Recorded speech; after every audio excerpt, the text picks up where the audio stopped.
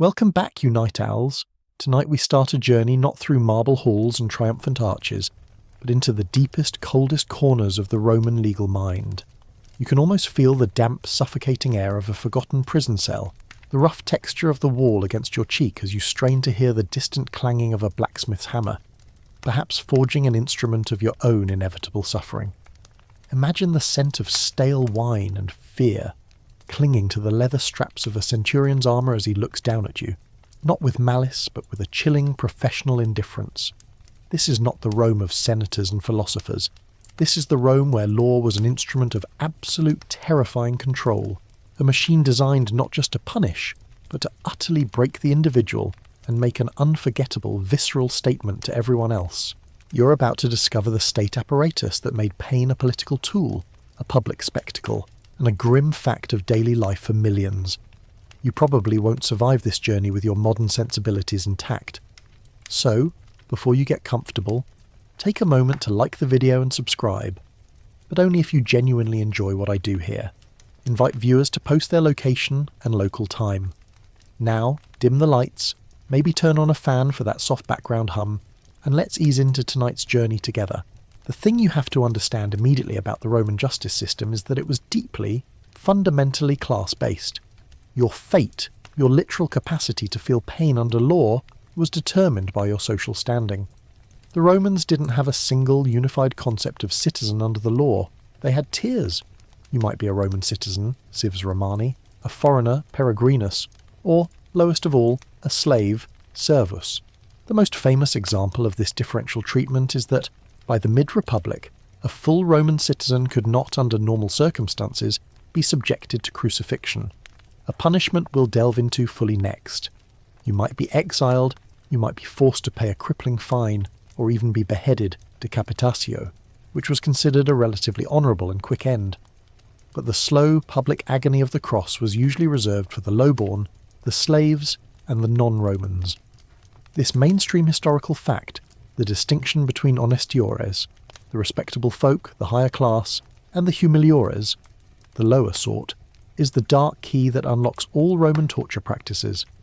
If you were one of the humiliores or a slave, the state essentially had a license to get creative with your suffering, using it as a dramatic performance to keep everyone else in line. The entire legal edifice of the state, the very foundation upon which these tortures rested, was built on the premise that the public display of pain was the most effective form of deterrence. Justice wasn't just done, it was seen to be done, in the most agonizing and unforgettable way possible. Think of it less as rehabilitation, and more as a large-scale theatrical production, where the victim was a compulsory lead actor in a tragedy designed by the state. This is why many of the worst punishments were public spectacles. You weren't just suffering for your crime, you were suffering for the education of the masses. Imagine walking past the Forum on your way to buy some olives and seeing a man being slowly flayed or burned. It certainly changes your perspective on shoplifting. Now let's talk about the philosophical justification for this cruelty, because the Romans were nothing if not meticulous record keepers. One of the stranger, almost quirky little tidbits we find in the law is the concept of quaestio, or the question. In Roman law, the testimony of a slave was only considered valid if it was extracted under torture. They simply didn't trust a slave to tell the truth otherwise. A slave, in the eyes of the law, was essentially a piece of property, and the thinking went that only the application of severe pain could override the natural instinct to lie and protect themselves, thereby extracting a pure, albeit forced, truth. This is a chilling logic, isn't it? It elevates the instrument of pain to a tool of truth discovery, a grim irony given that a victim will often say anything to make the pain stop. This perverse legal necessity meant that the instruments of torture were not just for punishment, but were built into the very process of an investigation. The legal source for much of this barbaric methodology can be traced back to the 12 Tables, the foundational law code of the Roman Republic, though much evolved and hardened over the centuries into the imperial period. While the 12 Tables themselves were meant to standardise and publicise the law, creating a measure of fairness in contrast to arbitrary rulings, the later interpretations and edicts only solidified the class-based disparities in sentencing. The principle of talio, or eye for an eye, was present, but it was applied very differently depending on who was giving the eye and who was receiving it. If you, an honestia, knocked out the tooth of a slave, you paid a small fine.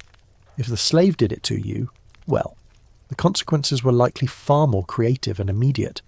It's also essential to consider the concept of majesty, majestas. This was a blanket term that originally covered any injury to the dignity or power of the Roman people and later the emperor. Crimes against majestas became the justification for the most extreme, terrifying punishments. Treason, conspiracy, even things that seem trivial today, like coining a disrespectful joke about the emperor, could fall under this umbrella. The legal process for majestas was often ruthless, sweeping aside normal protections, and it was under this heading that you found the most elaborate, agonizing state executions. The entire point of an emperor was his inviolable dignity, and any challenge to that had to be met with a response so overwhelming, so absolute, that the very thought of dissent withered in the mind. The primum mobile of state terror was protecting the symbol of the state itself. Now, historians still argue whether the cruelty of Roman law was a unique cultural phenomenon or merely a reflection of typical ancient Mediterranean legal systems. That's one of those open scholarly debate phrases that keep tenured professors busy. Some argue that Rome's sheer scale, its vast empire necessitating brutal control over disparate and often rebellious populations, required a level of legal terror simply not needed by smaller city-states. Others counter that Greek and Carthaginian practices were just as, if not more, physically horrifying, and Rome was simply better at institutionalizing and codifying the cruelty. The truth likely lies somewhere in the middle, but what is undeniable is that the Romans perfected the bureaucracy of torture. It wasn't just random acts of violence. It was a scheduled, recorded, legally defensible process, complete with specialized torturers and meticulously documented expenditures on implements of pain. That chilling organization is what makes the Roman system so uniquely terrifying. Picture yourself, perhaps, as a peasant who has been accused of stealing a loaf of bread to feed your family. You are brought before the local magistrate. The air is cold, the stone floor is unforgiving, and the magistrate's voice is low and bored. He isn't interested in your hardship. He is interested in upholding the Pax Romana, the Roman peace, which is enforced by an iron fist. He orders you to be flogged, the initial light end of the spectrum. You're not a citizen, so no protection of quick beheading for you. You're stripped, tied to a post, and the lictors, attendants to the magistrate, take their turn. This isn't just a beating. It's a ceremonial, rhythmic infliction of pain, designed not just to hurt, but to humiliate, and to ensure that when you crawl away, every step you take for weeks is a reminder of the power of Rome. Even this relatively minor punishment was public and performed with a frighteningly slow, deliberate pacing. The Roman attitude was, we have all the time in the world to make you suffer, and you will learn your lesson. The ius vitae necisc, the right of life and death, originally belonged to the paterfamilias, head of the household, over his family. But in the realm of state law, this right was firmly vested in the magistrate and ultimately the emperor. The law was not a shield for the weak. It was the sharpest, heaviest weapon of the powerful. It codified an atmosphere of perpetual intimidation. Everything, from the names of the torture devices to the precise sequence of the agonizing punishments, was written down, legislated, and carried out with a methodical calm that is far more terrifying than any random act of sadism. It's the difference between being mugged by a madman and being processed by a state executioner with a 3-ring binder of codified agony. This atmosphere extended to everyday life. You remember how the Romans had a crocodile dung sunscreen, right? Well, just as they applied that bizarre, practical logic to cosmetics, they applied an even colder, harder logic to pain. Their methods were engineered for maximum suffering over maximum time. They understood human anatomy, not for healing, but for torment. They knew exactly how to stretch a limb without breaking it immediately, how to apply heat and cold, and how to degrade a person psychologically until they were nothing but a raw nerve of compliance. We are looking at a state that viewed the body of the convicted not as a human vessel, but as a publicly accessible canvas upon which the most powerful warning sign possible could be painted in blood. As we move forward, we will peel back the layers of this cold official brutality, starting with the most recognizable and terrifying of their tools of terror, the cross itself. We've established the cold, systematic legal framework, the chilling bureaucracy that separated the privileged honestios from the disposable humiliors and slaves. Now, let's focus on the terror that haunted the Roman Empire's highways: crucifixion. You can still feel the weight of that legal system from the first section, can't you? Remember, The moment you were deemed an enemy of the state or a runaway slave, that class protection vanished, and you became eligible for this most agonizing and drawn-out of ends. It wasn't just a method of execution, it was a form of political theatre staged on the roadside, a stark, terrifying billboard advertising the absolute power of Rome. Picture the scene. It's not a quick single event. It's a slow, deliberate procession. First, you are scourged, and this isn't a light whipping. The flagrum used by the Romans was a short whip with multiple leather thongs, each often tipped with pieces of bone, lead, or metal hooks. This weapon was designed not just to raise welts, but to tear the flesh from your back, strip muscle from bone, and induce massive blood loss and shock, softening you up for the main act. The goal of the scourging was to bring the victim to the very brink of death, just conscious enough to endure the next step. You trudge, half naked and bleeding, carrying the heavy horizontal beam of your own cross, the patibulum, through the city streets. This public humiliation, this mainstream historical fact of the Via Dolorosa, was just as important as the death itself, ensuring that every citizen and visitor absorbed the grim lesson. The actual site of the execution was usually outside the city walls, often by a main road, ensuring maximum visibility. Imagine the constant flow of traffic, merchants, soldiers, travellers, all forced to witness the spectacle. The vertical post, the steeps, was often a permanent fixture at the execution ground. You're hoisted up, usually stripped completely naked, which was another critical layer of public degradation. The Romans weren't shy about using humiliation as a weapon, adding shame to the physical agony. The hands, or more often the wrists, are then bound or nailed to the patibulum. And here's where the grim engineering of Roman torture really comes into play. Unlike the popular image, the nails were rarely driven through the soft part of the palm. They were driven through the wrists between the radius and ulnar bones into the hard carpal bones. Why? Because the wrists could support the body's weight without the flesh tearing immediately. This placement ensures two things: excruciating pain as the nail passes near the large median nerve and the secure suspension of the body. The feet were also nailed or tied to the stipes, sometimes with a small wooden block, the sedile or suppedaneum, placed under the feet or buttocks to support a tiny fraction of the weight. This is a crucial, quirky little tidbit of engineering.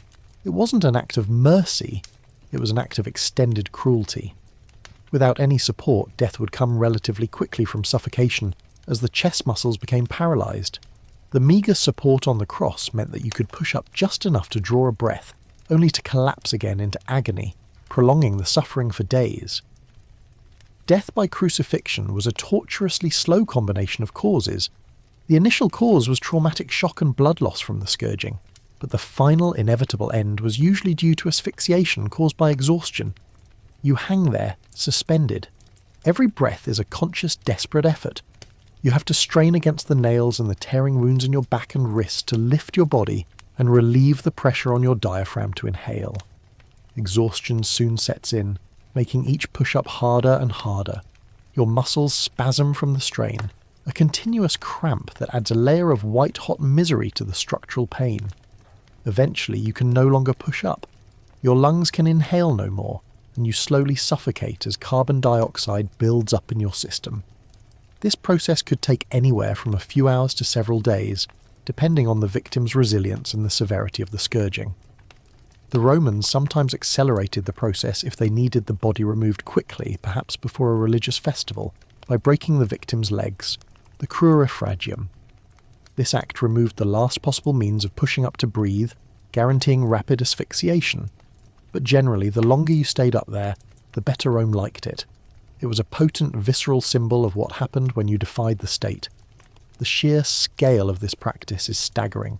After the revolt of Spartacus, for instance, in a demonstration of overwhelming force and terrifying spectacle, the Romans crucified 6,000 of his followers along the Appian Way between Capua and Rome. Imagine travelling that road, a stretch of over 120 miles with a constant, horrifying line of dying men lining your path. The smell, the flies, the sounds of suffering. It would be an image burned into the collective psyche of the empire for a generation. It's hard to imagine a more effective piece of state propaganda. It's interesting to note that historians still argue whether the sedile or small seat was a universal fixture on all crosses. That's one of those open scholarly debate phrases that pops up in the study of Roman execution mechanics. Some literary sources suggest its use, while archaeological evidence is difficult to come by due to the nature of the execution, leaving room for a debate about the precise agonising postures used across the empire. Was it there to prolong the pain, or did it sometimes serve as a temporary break to delay the suffocation just enough to extend the public exhibition? The answer, I suspect, is whichever method maximised the length and visibility of the suffering. The practice of crucifixion was eventually abolished by Emperor Constantine in the 4th century CE, primarily out of respect for its new religious significance to Christianity.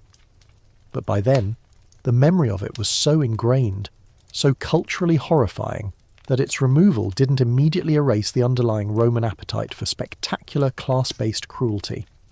It merely forced the state to get creative with other methods of public degradation and death, many of which we will explore.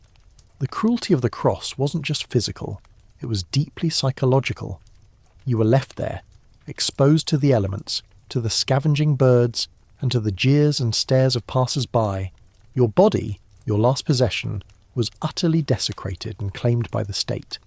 This level of psychological warfare was intentional. It was designed to deny the victim any final dignity. This total, public and agonizing destruction of the human being made crucifixion the ultimate Roman tool of terror, and a chilling testament to their commitment to maintaining social order through fear. You can almost hear the buzz of the flies and the distant rasping cry from the roadside as we pull away from this grim scene and prepare for the next public spectacle of terror, one that took place in a venue you're much more familiar with, the arena. Remember the cold indifference of the magistrate we discussed? That same indifference presided over the next section's horrors. If the cross was Rome's roadside billboard of state power, then the arena, that colossal architectural metaphor for Roman authority, was its massive high-definition television broadcast. We move now from the quiet agony of the roadside to the roaring, blood-soaked spectacle of the Colosseum and other amphitheatres across the empire, focusing on the horrifying practice known as the damnatio ad bestias, or condemnation to the beasts. You remember the class system we established, how your legal protections evaporated if you were a slave or one of the humiliores? Well, in the arena, you were often downgraded to something less than human, a mere prop in a savage performance, a living meal ticket for a hungry beast. This was not a quick, clean execution, it was sport, and it was immensely popular, a cornerstone of Roman public life, subsidised by the state and wealthy elites to keep the populace, the plebs, entertained and distracted, a strategy famously summed up as bread and circuses. The mainstream historical fact here is that the damnatio ad bestias was a highly ritualised form of capital punishment, often taking place during the meridiani, the midday shows, when the crowds were already whipped into a frenzy after the morning's gladiatorial contests. Imagine the atmosphere, the deafening roar, the heat, the stench of sweat, dung and spilled wine, and beneath it all, the metallic tang of fresh blood permeating the sand, the arena. The victims, condemned criminals, prisoners of war, or people deemed enemies of the state, including early Christians whose executions were particularly notorious for this method, were stripped, sometimes tied to posts, or even forced into theatrical mock-ups of mythological scenes that ended in their gruesome deaths. For instance, you might be forced to play Prometheus, chained to a rock, while a vulture, or more often, a bear or lion dressed to evoke a vulture, was brought out to slowly devour you. The cruelty was elevated by a layer of theatrical mockery. You weren't just dying. You were dying as a grotesque punchline for the masses. The animals used were often exotic and terrifying. African lions, tigers, leopards, bears, and even wild bulls. The Roman appetite for spectacles meant a constant drain on the wild fauna of their provinces, a quirky little tidbit that shows how deeply integrated this savagery was with the empire's logistics. Entire ecosystems in North Africa and the Middle East were devastated to satisfy the Roman need for animals to kill and be killed by in the arena. Securing, transporting and maintaining these beasts was a monumental and expensive undertaking, requiring specialised bestiary, animal handlers, and elaborate subterranean cages beneath the arena floor. When you were thrown into the arena, and noticed the use of the word thrown, you had virtually no chance. You were often unarmed or given only a blunt wooden sword, turning the confrontation into a cruel farce. The point was not a fair fight. The point was the savage, overwhelming power of nature directed by the state. You could feel the ground tremble as the gate to the animal pens lifted. The sudden blast of heat and the terrifying, musky smell of the predator. You would hear the crowd's intake of breath, a collective gasp of excited anticipation, and then the inevitable charge. It's a moment of absolute paralysing terror where you understand with sickening certainty that your life has been reduced to a fleeting, violent moment of public entertainment. The psychological dimension of this punishment was profound. The victim was not only facing a horrifying death, but was forced to face it alone, surrounded by tens of thousands of cheering spectators who had come specifically to see you die. There was no dignity, no chance for a heroic last stand, only a desperate, futile scramble followed by a violent, messy end. This public degradation, this transformation of a human being into spectacle, was arguably as torturous as the physical tearing. You were dying in the most objectified, dehumanized way possible. It's necessary to point out a subtle distinction. The victims of damnatio ad bestias were distinct from the gladiators who fought animals, venatores or bestiarii. Gladiators were often highly trained professionals, sometimes even volunteers, who risked their lives for fame and fortune. They fought the beasts with skill and proper weaponry. The condemned, however, were sent out essentially as bait. Their purpose was not to fight and entertain, but simply to be mauled and die, reinforcing the message that if the state willed it, you were less valuable than the blood of a trophy animal. Historians still argue whether the frequency and scale of the damnatio ad bestias were consistently high throughout the imperial period, or peaked during specific times of political turmoil, or for particular emperors. That's one of those open scholarly debate phrases often debated. While literary sources suggest massive slaughters, the archaeological evidence of Roman demographics and prison records across the empire offers a more nuanced, though still grim, picture. Regardless of the exact numbers on any given day, the threat of the arena was a constant, ever-present fear for the lower classes. Think about the casual cruelty that pervaded the arena. Seneca, the Stoic philosopher, once remarked with surprising detachment about the midday shows, complaining that they were sometimes boring because the killings were too quick and without artistry. The Roman elite, by and large, had become so desensitized to human suffering that they could critique mass murder as if it were a poorly produced play. The joke here, if you can call it that, is that sometimes the criminals were so terrified they would try to kill themselves before the show, preferring a quick self-inflicted end to the slow ritualistic disembowelment by a hungry lion, a move that often only irritated the handlers who wanted their show to go on. The legacy of the arena is a chilling reminder of the Roman capacity for institutionalized violence. It was a sophisticated system of state terror that married the exotic, wild world of the jungle with the highly organized, cold world of Roman law. Having been reduced to a spectacle of death, perhaps you'd rather face a fate where you were merely worked to death, rather than cheered to death. And that brings us, logically, to the next destination for the condemned, the dark, airless pits of the Roman labour camps. The magistrate's indifference from Section 1, the terrifying publicity of the cross in Section 2, all of it culminates in the next form of slow, agonising state control. We've navigated the horrifying public performances of the cross and the arena, where death was fast, spectacular, and designed for immediate impact. Now we turn to a punishment that was slower, less visible to the public eye, but often no less brutal. The damnatio ad metalla, or condemnation to the mines. This was a form of living burial, a sentence to forced, back-breaking labour in the state-owned quarries, or, more notoriously, the deep, dark veins of silver, gold, and copper that fueled the Roman economy. If the arena was the state's spectacle, the mines were the state's grim engine room, where the condemned were ground up to produce wealth. You have been stripped of your status, perhaps after surviving the lash we discussed earlier, or maybe you were spared the beast only to face this crushing, silent misery. As you trudge toward the mine site, perhaps in Spain, Dacia, or North Africa, you feel the change in atmosphere. There are no cheering crowds here, only grim-faced overseers and the relentless clanking of chains. The mainstream historical fact is that this sentence was almost universally a death sentence, just delivered through starvation, exhaustion, and disease rather than a quick blade or a hungry lion. The average life expectancy of a convict sent to the Roman mines was notoriously short, often measured in mere months.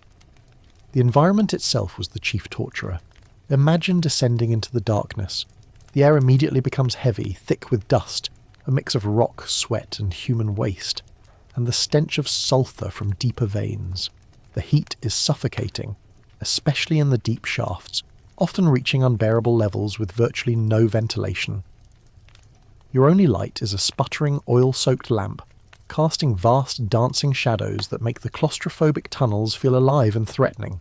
You are tasked with chiselling, hammering, and dragging heavy sacks of ore out of the earth, often for 10 to 14 hours a day. The tools are crude, the rock is unforgiving, and the overseers are merciless. Your body quickly deteriorates. The constant kneeling and crouching in tight spaces cause permanent joint damage. The dust settles in your lungs, leading to chronic, debilitating coughs. Without proper sanitation, disease, typhus, dysentery, cholera, spreads like wildfire through the packed, weakened population.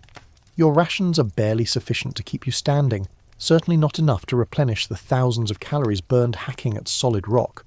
You're essentially trapped in a cycle of depletion, pain, and inevitable decay. The pain of working with tools is compounded by the shackles you wear, which are heavy and chafing, designed not just to prevent escape but to constantly remind you of your bondage. Now, here is a quirky little tidbit that underscores the depravity of the system. In some of the deeper, wetter mines, particularly those extracting copper and silver, the convicts were made to work in constantly flooded shafts, using Archimedean screws or primitive pumps to remove the water. This meant standing in cold, contaminated water for the entire shift, leading to severe trench foot, skin ulcers, and the constant threat of hypothermia. The Romans knew exactly what this did to the human body, yet it was a necessary cruelty to keep the ore flowing. The damnatio ad metalla was often considered a more effective punishment than a quick execution, because it served a dual purpose, removing criminals and turning their suffering into profit for the imperial treasury. The system was so brutal that Roman law actually developed specific provisions around it, particularly concerning the treatment and identification of the condemned. They were often branded or tattooed, a practice known as stigmata, so that if you did manage to escape the earth, your face or body would betray your status immediately. This, of course, added another layer of permanent degradation, marking you as state property and a criminal even outside the mine's gates. The legal philosophy behind the mines was tied to the concept of civil death. When you were condemned ad metalla, you legally ceased to exist as a person in Roman society. Your property was confiscated, your marriage dissolved, and your name effectively erased from the census. This made the sentence particularly attractive to the state, as it neatly resolved all legal complications while providing an endless stream of free labour. You were, in essence, a ghost with a pickaxe. Historians still argue whether the damnatio ad metalla was primarily an economic strategy to ensure cheap labour, or purely a penal strategy to maximise suffering. That's an open scholarly debate phrase that continues today. While the economic yield from mines like those in Rio Tinto, Spain, or the Balkan regions was immense and vital to Roman currency, the conditions were so inefficient from a labour perspective that some scholars suggest the primary driver was the punishment. The terrible conditions were the point, and the metal was merely a bonus. The system was designed to break the spirit through sheer, monotonous, endless toil. Imagine the deafening sound in the mine, the constant ring of hammer on steel, the slow, agonizing scrape of rock on rock, the distant rumble of a collapse. There is no camaraderie here. The only focus is survival for the next hour, the next shift, the next meagre meal. Any joke in this place would be a dark, self-deprecating gasp. At least, you might think, the lion in the arena was quicker than this dust in my lungs. This sentence to the mines stands in chilling contrast to the public executions. It was a private torture, an invisible grinding down of the human spirit far away from the applause and the glare of the sun. But the gold coins, stamped with the emperor's face that flowed out of the mines, were a constant daily reminder of the fate awaiting those who challenged the Roman order. The terrifying indifference of the Roman law that decided your fate, the one we introduced in Section 1, found its purest, most efficient expression in these dark, lightless tunnels. Having survived this underground hell, you understand the depth of Roman control. They not only determined your death, but leveraged your very last breaths to enrich the state.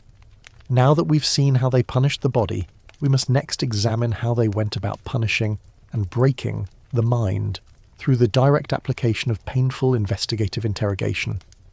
We've moved from the very public horror of the cross and the arena to the slow, subterranean cruelty of the mines. Now we dive into the most intimate and arguably most terrifying form of suffering, the interrogation chamber, where the state sought not just to punish, but to extract what it claimed was truth through the direct application of intense pain. This practice was known as the quaestio, or the question, and it's where the rack earned its grim reputation. Remember the legal principle from Section 1. The testimony of a slave was only valid under torture. This principle, this mainstream historical fact, opened the door to systematized official cruelty aimed directly at the minds and bodies of the non-citizens. Imagine being dragged into a small windowless room. The silence here is different from the silence of the mine. It is heavy, expectant, and amplified by the stone walls. The only noise is the creak of wood and the soft, metallic rasp of chains. You look at the instruments, not yet attached to you, but dominating the space. Perhaps a small brazier, some oddly shaped tongs, and the centerpiece of this dark chamber, the rack. The rack, or aculeus, though this term could also refer to other devices which we will explore later, was a frame, often rectangular and raised, onto which you were stretched. Your wrists and ankles would be shackled to rollers at either end. The process was simple in its mechanism, but agonizing in its execution. The interrogator, or sometimes the Carnifex executioner himself, would begin to turn the rollers, slowly pulling your limbs away from your torso. The pain is not immediate. It starts as a terrible, deep ache, a sense of tension building in the joints, like stretched leather. Then, as the rollers turn just a fraction more, the cartilage begins to protest. Your joints start to dislocate, one after the other, shoulders, hips, elbows, knees, each pop a terrible sound in the echoing room. The sensory detail here is crucial. It's a profound, stretching pain, where every nerve ending screams a symphony of agony. You're being turned into an abstract shape, pulled apart bone by bone. The interrogator isn't asking you about philosophy or politics. He wants a name, a location, an admission of guilt, or the confirmation of a co-conspirator's statement. He stops the turning of the rack and the silence returns, punctuated only by your ragged breathing and the terrible throb of your dislocated joints. Then comes the question again, often repeated with cold, bored detachment. Did you steal the grain? Where did you hide it? Who else was involved? If you refuse, or if your answer is deemed unsatisfactory, the ratchet is turned again, and the process continues. Now, for a quirky little tidbit about the use of supplementary devices, while on the rack, the Romans were not content with just the stretching. Sometimes, they would apply red-hot plates or pincers to the victim's sides or chest to intensify the coercion. The combination of tearing agony from the stretching and the searing pain of the burns was a psychological masterpiece of cruelty, ensuring that the victim had no single focus for their suffering. The point was to overwhelm the senses so completely that all rational thought ceased, leaving only the desire for release. It is important to remember the legal constraint here. Roman citizens were theoretically protected from this practice, a privilege known as ius civitatis. But even this protection was porous. In late imperial Rome, under the laws of maestas, treason, even citizens could find themselves facing the rack if the crime was egregious enough or involved matters of the state's security. This slow erosion of the citizen's legal shield showed that when the state's survival was deemed at risk, even the most cherished legal traditions could be quickly discarded. Historians still argue whether the quaestio was genuinely seen by Roman jurists as a reliable method of obtaining truth, or if it was merely a cynical, quick way to gain a confession and clear a case. That's an open scholarly debate phrase that probes the conscience of the ancient legal system. While some Roman writers did express unease about the reliability of confessions extracted under torture, the system persisted because, frankly, it worked as a tool of compliance. If you knew the rack awaited you, you were less likely to offer any resistance to the state's justice, guilty or not. The efficiency of terror often superseded the pursuit of objective truth. Let's insert a bit of dark humour to cut the tension. Imagine an early Roman centurion being told about modern polygraphs. He'd probably scoff and say, "A lie detector? Why use a machine when a good rack does the job and gives you a much better workout?" It's a joke that highlights the brutally direct approach of Roman interrogation. They didn't trust technology, they trusted raw, overwhelming physical coercion. The psychological warfare waged in the torture chamber was perhaps the most effective part of the quaestio. You were utterly helpless, entirely at the mercy of your interrogators, who would often work in shifts to ensure the pain was continuous, and your resistance was systematically broken down. The true horror wasn't just the pain of the dislocation, but the understanding that the pain would stop only when they were satisfied, and you had no agency whatsoever in that decision. You were a subject being acted upon, your voice reduced to a broken whisper of agony. This forced submission was the ultimate goal, securing the confession needed to legitimize the subsequent, often more spectacular execution. The quaestio was rarely a one-off event. A victim might be subjected to the rack, then perhaps a period of rest in a dark cell only to be brought back for more. This cycle of hope and renewed despair was calculated to crush the will completely. It ensured that by the time you reached the place of final punishment, perhaps the cross or the arena, you were already a broken, degraded husk, making the final public spectacle all the more impactful as a demonstration of Rome's power to destroy. We've seen the law's deep shadow, the public agony of the cross, the spectacular savagery of the beasts, and the slow, grinding death of the mines. Now, with the memory of the rack's cold mechanics still fresh, we must confront a punishment that combined the spectacle of the cross with the terror of immediate, absolute consumption, the execution by fire. The law's indifference is about to be replaced by the cleansing, terrifying heat of the flame. We've explored the systematic cruelty inherent in Roman law, the protracted agony of the cross, the public slaughter in the arena, the slow consumption in the mines, and the intimate bone-shattering terror of the rack. Now let us turn to one of the most terrifying executions, one that offered no chance of lingering or recovery, the damnatio ad ignem, or condemnation to fire. If the goal of Roman torture was deterrence through spectacle and absolute destruction, then execution by fire was the state's most visually and viscerally devastating tool, a form of cleansing and utter erasure. Imagine the atmosphere. Unlike the dusty arena or the quiet chamber of the quaestio we just left, the execution by fire is marked by intense, overwhelming heat and the thick, suffocating smell of smoke and burning fuel. The condemned, often those guilty of arson, betrayal, or crimes against the state's most sacred institutions, including early Christians who were sometimes subjected to this fate, are marched to a large public space. This mainstream historical fact highlights the severity with which the Romans viewed offences that threatened the very fabric of their urban society or the stability of the empire. The punishment had to fit the crime, and for crimes that threatened total civic disruption, the response was total destruction. The method was tragically simple, but brutally effective. You would be tied to a stake, often positioned atop a pyre of wood, brush, or sometimes even bundles of reeds soaked in pitch or resin to ensure a rapid, high-intensity burn. The terror of standing there, waiting, is unimaginable. You can hear the crackle of the kindling, feel the radiant heat begin to warm your skin, and see the faces of the crowd illuminated by the growing glow.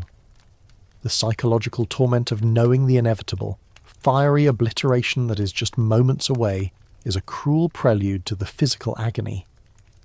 When the flames finally reach you, the pain is instantaneous and absolute. The heat quickly moves beyond searing and burning to a kind of systemic shock.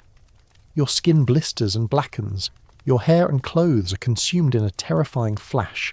The flames envelop you, and you realize that every breath you try to take is filled with superheated air and smoke, scorching your lungs and guaranteeing a swift descent into asphyxia, though the physical burning is what dominates your final, agonizing moments.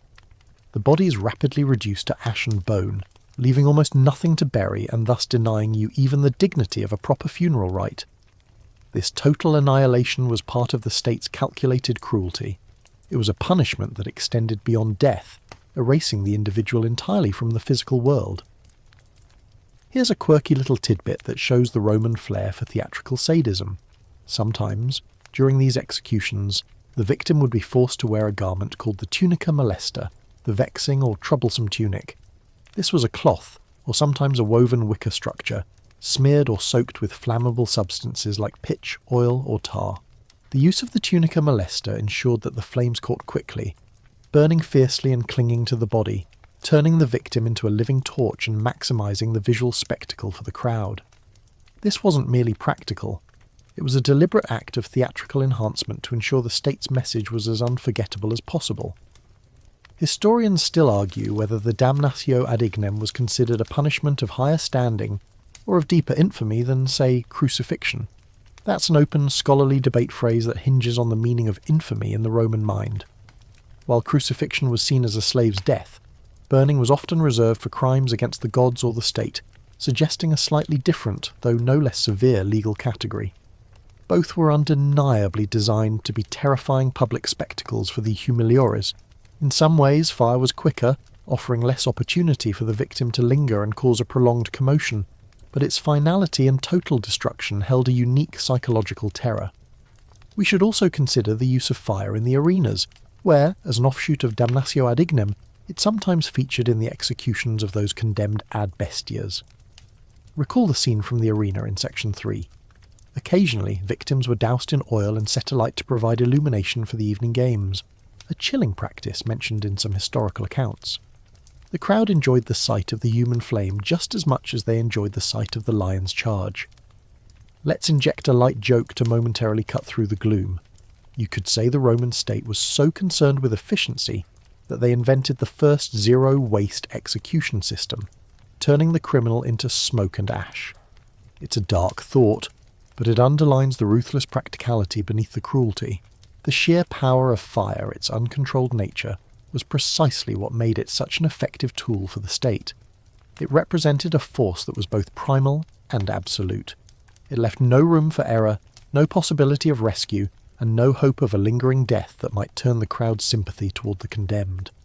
It was the state's way of saying, "You are erased." By this point, having been subjected to the psychological strain of the quaestio, and now witnessing the fiery finality of the stake, you might be yearning for a simple, honourable death.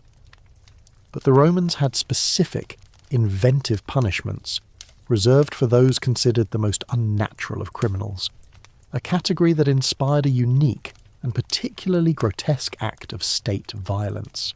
Having used the elements of earth, mines, water, arena water features, and now fire, the Romans will next deploy a bizarre combination of them all for a single shocking purpose. Remember the cold detachment of the magistrate in section 1? He's about to read a sentence that defies all sense of natural justice. We've witnessed the spectrum of Roman state terror, from the agonising public decay on the cross and the spectacular annihilation by fire, to the slow death in the mines and the truth-seeking agony of the rack. Now we confront a punishment so utterly grotesque and unnatural that it stands apart as a testament to Rome's profound fear of a specific crime, parricide, the murder of a parent or close relative. For this offence the state devised the poena culi, or punishment of the sack, a meticulously staged, highly symbolic and utterly horrifying execution. You must first grasp the depth of Roman reverence for the family unit, the familia, and the absolute authority of the paterfamilias. To kill your own father, or even certain other close relatives, was not just a crime. It was an act of cosmic societal betrayal, a violation of the most sacred bond recognised by the state and the gods. This mainstream historical fact explains why the punishment had to be equally cosmic in its horror, defying all notions of a clean or simple death. The criminal had offended nature, so nature itself would be mobilised for the retribution. Imagine the procession. It's a ritualistic performance. The condemned is first flogged, a nod back to the scourging we saw for crucifixion, but with birch rods. Then a hood or a leather bag is pulled over your head, symbolically cutting you off from the light of the living world. You're then dressed in clothing made of animal skin, symbolising your descent into bestiality for having committed such an unnatural act. The final, terrifying element of the ritual is the most famous. You're taken to a large prepared leather sack, the cullis. You're forced, perhaps with broken ribs from the flogging, into this tight leather sack. But you're not alone. Here is the true bizarre heart of the punishment and a quirky little tidbit of Roman legal tradition. Inside the sack with you are placed 4 different animals: a dog, a rooster, a viper or other snake, and a monkey, though sometimes a bear or other creature was substituted depending on local availability and tradition. The joke here, though a profoundly dark one, is that the Roman executioners were perhaps the world's first and worst animal wranglers, tasked with gathering this unsettling menagerie for a single bloody purpose. Once the 5 occupants, the criminal and the 4 animals, are inside, the sack is tightly sewn shut. The sensory experience must be one of absolute, suffocating terror. You're plunged into darkness, the leather smelling of oil and sweat. The animals, trapped and terrified, begin to panic, scratching, biting and flapping in the tight confinement. The dog may snarl, the rooster may peck, and the viper, sensing the heat and chaos, is certainly coiled and ready to strike. Your final moments are spent in a violent, confused and deeply claustrophobic struggle, not against the state, but against a panicked living ecosystem of fear. The sack is then carried, often on a cart drawn by a black ox, to the nearest river or sea. This act completes the symbolic circle, bringing the elements into play: the earth, the initial flogging, the air, the rooster, and now the water. The sack, with its terrified contents, is dumped into the deep water. Death comes in 2 terrible forms: drowning, as the water quickly penetrates the leather, filling the lungs, and the trauma inflicted by the panicked animals inside. The Roman belief was that by denying the parricide a clean death and a proper burial in the ground, they were ensuring the criminal's soul would never find peace. Historians still argue whether the presence of all 4 specific animals, dog, rooster, viper and monkey, was strictly enforced across the entire span of Roman history, or if local customs often substituted available fauna. That's an open scholarly debate phrase that keeps scholars busy tracing legal precedents. What is not debated is the intent. The collection of common, domestic or symbolic animals created a tableau of utter domestic chaos, perfectly reflecting the crime of fracturing the ultimate domestic bond. This extreme measure was reserved almost exclusively for parricide, demonstrating a unique form of legal thinking. Remember the indifference of the magistrate in section 1? That detachment was replaced here by a profound, almost primal horror at the crime. The law was responding to an ethical breakdown, not just a property offence. The punishment, therefore, had to be uniquely abhorrent to every Roman sense of order. The fact that the entire ordeal was public, from the initial scourging to the final dumping into the water, made it a particularly powerful tool of social control, reinforcing the absolute sanctity of the Roman family structure. The Ponecule serves as a stark reminder that Roman justice was often deeply rooted in religious and social symbolism, not just practical execution methods. It was a multi-layered act of legal theatre, designed to punish the crime, purify the community from the taint of the offence, and deter anyone who might contemplate such an unnatural transgression against the pater familias. You can only imagine the utter sense of helplessness as you feel the cold river water seep into the leather, the animal scratching desperately at your flesh, and the dark finality of the drowning embrace. It's a terrifying end that makes the quick snap of a neck from the securer's axe look like a mercy killing. As we emerge from the chilling memory of the sack and the river, we turn from crimes against the family to crimes against the state itself, specifically the crime of military cowardice or mutiny. The Romans' control over their vast legions was absolute, and the punishments for failing the army were as brutal and ritualistic as any reserved for parricide, though perhaps on a much larger scale. We're about to see how the state disciplined its own soldiers through a horrifying lottery of death. We've seen the ritualistic horror reserved for parricides in the leather sack, a unique blend of legal symbolism and animalistic terror. Now, we shift our focus from crimes against the family to crimes against the state's ultimate instrument of power, the Roman legion. The Roman military machine was the source of its empire, and discipline within it was absolute. When a legion or a large cohort was deemed guilty of gross cowardice, desertion or mutiny, the state responded with a form of mass punishment so chilling in its cold, calculated arithmetic that it remains infamous: decimation. The name itself, a mainstream historical fact, comes from the Latin decimare, meaning removal of a tenth. This wasn't a punishment for a single soldier, it was a collective, indiscriminate terror imposed upon an entire unit, often a cohort of around 480 men. Imagine you're a soldier in a unit that performed poorly, perhaps breaking formation in battle or failing to hold a key position, thereby bringing shame and defeat upon the Roman eagles. Your entire unit is gathered, trembling not from the cold, but from the realization of what is coming.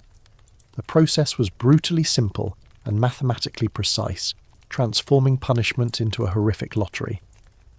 The entire cohort would be paraded. The officers would then select every 10th man for execution. This was not based on individual guilt or bravery. It was a matter of pure, terrifying chance. You could have been the bravest soldier in the cohort, the one who fought hardest, but if the count landed on you, your fate was sealed. This arbitrary selection was the core of the psychological trauma. It reinforced the idea that in the eyes of the state, the entire unit was guilty, and only through the blood sacrifice of a 10th could the shame be cleansed and the discipline restored. Now for the horrifying execution itself. The condemned men, around 48 from a full cohort, were often subjected to the fustuarium, a punishment we'll detail in the next section, but in this context it was carried out by their own comrades. The remaining 9/10 of the unit, the spared, were forced to participate in the savage act. The selected men would be beaten, stoned, or clubbed to death by the very soldiers they had recently shared trenches and rations with. This quirky little tidbit is crucial. The state forced the majority of the unit to become the executioners, thereby implicating everyone in the brutal act. It was a brilliant, terrifying psychological tool that ensured the surviving soldiers were bound together not just by fear of the enemy, but by the shared guilt of having murdered their own comrades. The emotional and moral line between us and them was violently erased, reinforcing loyalty to the state above all else. The aftermath of decimation was as grim as the execution.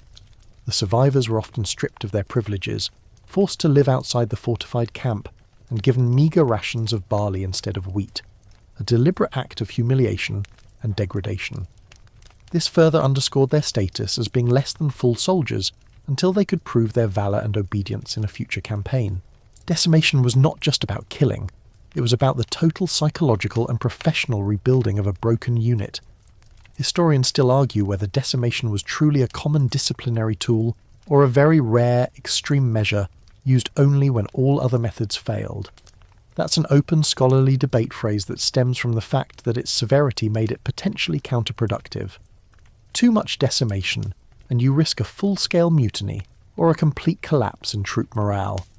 Most surviving historical accounts suggest it was, indeed, rare, which ironically only amplified its terrifying power. When it was ordered, it sent an unmistakable shudder through the entire Roman military establishment, reminding every legionary that their collective honour was non-negotiable and their lives were completely expendable to the state. Let's take a moment for a dark military-style joke. A Roman centurion is briefing a new group of recruits and says, "Our food is terrible, the marches are long, and the enemy is fierce. But don't worry, statistically speaking, only 10% of you have anything to worry about." It's a grim chuckle that captures the mathematical absurdity of the threat. The psychological devastation was comprehensive. Imagine surviving the ordeal, only to realise that the man you joked with last night, the man whose life you held in your hands, is now a bloody mess on the ground, and your hands are literally stained with his blood. The disciplina, the military discipline that Romans prized above almost all other virtues, was enforced by making the soldiers complicit in their own terror. The memory of that forced fratricide would be a constant, silent force driving them forward in the next battle. They fought not just for Rome, but to avoid the random horror of the count of 10. Decimation was the ultimate reminder that Roman power, which seemed to rely on magnificent organisation and engineering, was ultimately backed by an absolute willingness to be ruthlessly brutal, even to its own people, when necessary. You've escaped the random horror of the 10% today, but the mark of that violence is now on your soul and your hands. This horrifying internal justice leads us directly to the next level of military discipline, a similar but more focused form of club-based brutality used to execute individual soldiers. We transition from the mass execution to the single, ritualized death by beating. Having recoiled from the calculated arithmetic of decimation, where 1 in 10 of your comrades was brutally killed by the rest of you, we now focus on the individual military punishment known as the fustuarium. This was a disciplinary tool, a mainstream historical fact, reserved for specific capital offences committed by a single soldier, such as dereliction of duty, sentinel falling asleep on watch, or abandoning post during battle. While decimation was for collective failure, the The fustuarium was for individual, unforgivable lapses in military discipline, but it employed a similar chilling mechanic: execution by one's peers. You are a soldier who, through exhaustion, fear, or simple human error, has committed one of these high crimes. The penalty is swift, brutal, and public within the confines of the camp. Imagine being dragged into the Principia, the centre of the Roman fort, where the legion standards are kept and where all official business is conducted. You are brought before the commanding officer, who reads out your sentence in a cold, unforgiving voice that carries no hint of mercy. Your fellow soldiers, those you ate, marched, and fought alongside, are now assembled in a wide, grim circle around you. The sentence is the fustuarium, derived from the Latin word fustis, meaning a club or a stick. The execution is terrifyingly simple. You're stripped, and the entire assembly is then ordered to fall upon you with clubs, staves, or even stones. This is not a slow ritualized death like the cross, nor a single clean strike like a beheading. This is a terrifying mob frenzy orchestrated by the state. You are being beaten to death by dozens, perhaps hundreds of your comrades. The intent is not just to kill, but to obliterate you in a swift, chaotic storm of violence. The sheer volume of blows ensures that death is rapid, but the moments before it are filled with unimaginable crushing pain. Bones break, organs rupture, and the world dissolves into a confusing, overwhelming cacophony of shouts, grunts, and the sickening thud of wood on flesh. The psychological impact on the victim is the ultimate violation. Your last sight is the terrified, grimacing faces of your friends, compelled by the iron law of military discipline to murder you.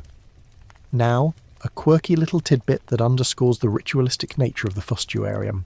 If the condemned soldier managed, through a last desperate burst of strength, to break out of the circle of his comrades and escape the confines of the camp before succumbing to his injuries, the punishment was technically considered nullified. This tiny, almost impossible loophole offered a momentary agonizing hope, a grim race for freedom against overwhelming force. However, any soldier who was seen to have aided the escape would immediately face the fustuarium himself, which meant the vast majority of escaping soldiers were either brought down instantly, or, if they made it outside the gates, faced the grim reality of a life as a hunted outlaw with no resources and grievous wounds. The genius and the horror of the fustuarium was that it was a self-policing mechanism. By forcing the soldiers to administer the fatal blows, the command structure achieved several goals. First, it reinforced the terrifying power of the disciplina militaris, military discipline. Second, it acted as an absolute deterrent, as every surviving soldier now personally knew the cost of failure. And third, just like decimation, it bound the surviving soldiers together in a profound, brutalizing moment of shared guilt and responsibility, strengthening their loyalty to the Legion itself rather than to any individual comrade. The ultimate message was, the group and its obedience to the state is everything. The individual is nothing.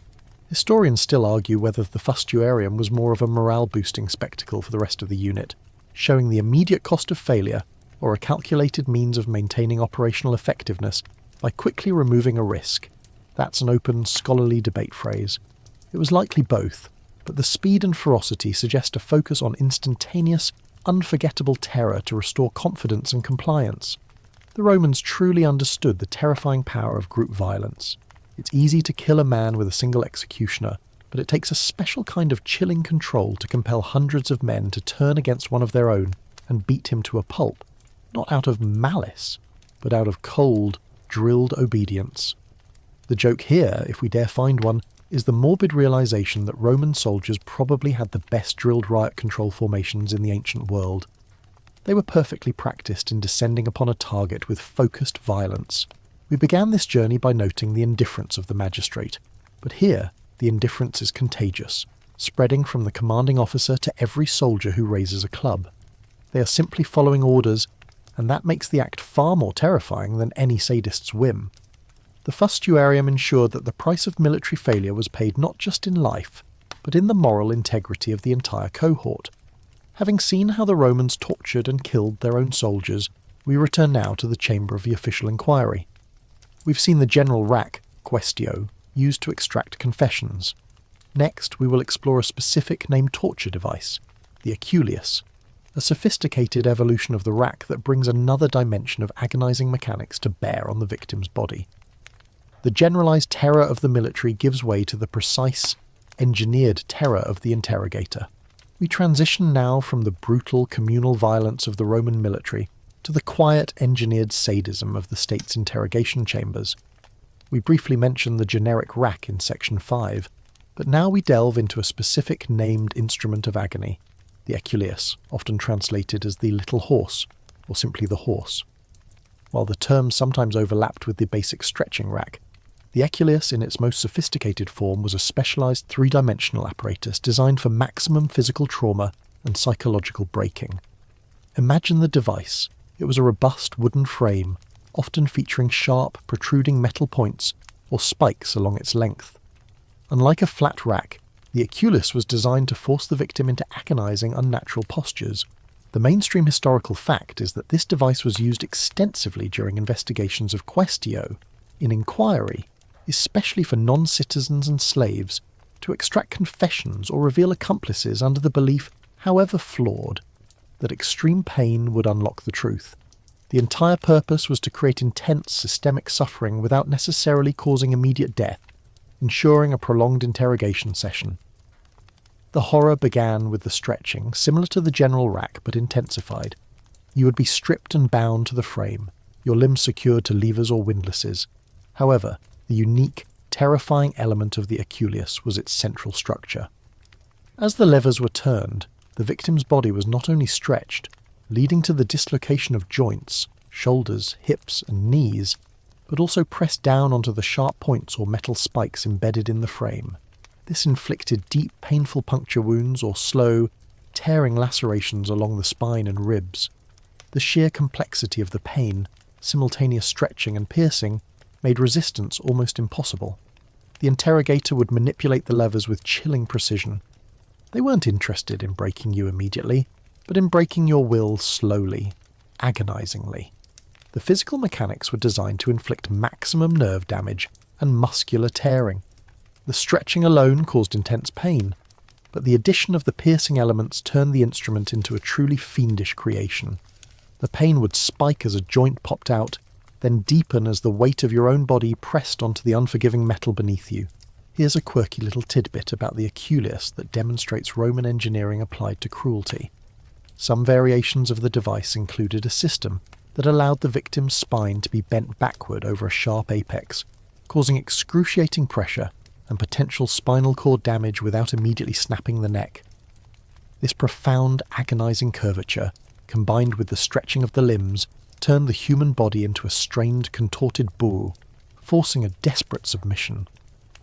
The joke, if we search for one, is that the Roman artisans who built these devices were arguably among the most skilled structural engineers in the empire. They knew exactly how much strain a human frame could take before it utterly failed, and they engineered the tool to operate right at that breaking point. The psychological impact of the eculeus was arguably even more profound than the physical. You are suspended, utterly helpless, in an apparatus designed specifically to exploit the weaknesses of the human form. Every turn of the lever, every groan of the wood is a countdown to a new, higher level of agony. The interrogator, often working in shifts, a cold efficiency we noted in Section 5, could maintain the pressure indefinitely, only stopping to ask the question, thus directly linking the pain to your refusal to speak the desired words. Your mind quickly learns that the only way to stop the eculeus from turning is to utter the confession. Historians still argue whether the eculeus was primarily a torture for investigation, or sometimes used as a form of non-capital public execution for severe crimes. That's an open scholarly debate phrase stemming from varying descriptions in ancient texts. While its primary role was certainly the extraction of truth, the sheer brutality suggests it could have easily been employed for a slow, terrifying public demise, leaving the victim a bloody broken mess as a final spectacle of warning. The use of this device, like the general quaestio, was rooted in the same class-based legal system we introduced in Section 1. If you were a Roman citizen, you had the right to appeal to Caesar and generally the right to avoid this kind of deforming, degrading torture. But for the vast majority of people under Roman rule, the humiliors and the slaves, the eculeus was a looming, terrifying possibility that underscored their absolute powerlessness before the state. The very name, the little horse, is a masterpiece of Roman linguistic irony, lending a mundane, almost whimsical name to an instrument of pure engineered agony. It shows a chilling normalization of the horrific, a detached bureaucratic attitude toward instruments of pain. Having explored this extreme end of forensic terror, where the body is systematically stretched and pierced, we move to a different, but equally systemic, form of cruelty. We leave the official investigation room and return to the realm of ownership and labour, the daily institutionalised suffering of the millions of slaves that underpinned the entire Roman economy. The tool of choice here is not a complex piece of engineering, but a simple, terrifying implement, the whip. The cruelty is about to become an everyday routine fact of life. We leave the specialised engineered terror of the Equus, the bone-stretching, spike-piercing little horse, and step into the pervasive everyday brutality of Roman slavery. The scale of this system was immense, and its fundamental tool of enforcement was not a complex machine, but a simple, horrifying instrument, the flagellum, or the whip. This wasn't just a punishment for crime, it was a daily reality, a mainstream historical fact that underscored the absolute ownership of one human being by another. Imagine you're a slave in a Roman household, or perhaps worse, on a vast agricultural estate, a latifundium. Your life is defined by exhaustion, fear, and the constant threat of pain. The moment you became a slave, whether through capture, debt, or birth, you legally ceased to be a person, persona, and became a piece of property, res. This legal distinction, established in Section 1, meant the ius vitae necisque, the right of life and death, was largely vested in your owner, the dominus, or his overseer, the villicus. The flagellum was the primary enforcer of this ownership, but this was no ordinary leather strap. The Roman flagellum was often a sophisticated, multi-thonged whip, frequently weighted with small pieces of metal, bone, or lead, embedded near the tips. This specific type of whip, sometimes called the horrible, was designed not just to sting, but to lacerate and tear the skin, inflicting deep, bleeding wounds. Every strike was calculated to leave a lasting, visible mark, a testament to the owner's power and a warning to every other slave. The sound of the whip, the sharp crack followed by the sickening thud on flesh, was the background noise of Roman slave life. You are summoned for a failing. Perhaps a poor harvest yield, a broken amphora, or simply a perceived act of insolence. You are stripped, bent over a post, or held down by other slaves. The pain begins as a shocking, searing line across your back. With each subsequent blow, the pain deepens, merging into a continuous burning agony. The weighted ends of the whip cut through the skin and subcutaneous tissue, leaving strips of torn flesh. The ultimate goal was to ensure maximum blood loss, shock and pain without necessarily killing the valuable property, though death often occurred through infection or sheer trauma. The cruelty, in its systemic application, was terrifyingly rationalised. Here's a quirky little tidbit that illustrates the chilling control over the enslaved body. Some Roman legal writers and agricultural guides suggested that slaves should be publicly beaten and branded not just for offences, but at regular intervals simply to remind them of their status. These beatings were often performed with a sickening regularity, turning the whip's violence into a kind of twisted, horrifying routine. The physical scars were worn as badges of shame and terror, indelible proofs of ownership. You could say, with dark irony, that the slave's back became the owner's legal ledger. The psychological dimension of the flogging was immense. It was almost always public, in the household courtyard or the middle of the latifundium, ensuring that the entire enslaved community witnessed the brutalization. The humiliation was total, designed to crush the spirit and remove any last vestiges of personal dignity.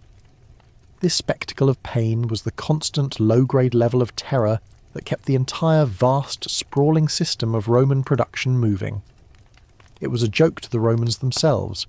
A common saying suggested that a slave who wasn't beaten wasn't working hard enough. Historians still argue whether the flagellum was used more frequently for punitive or coercive measures. That's an open scholarly debate phrase.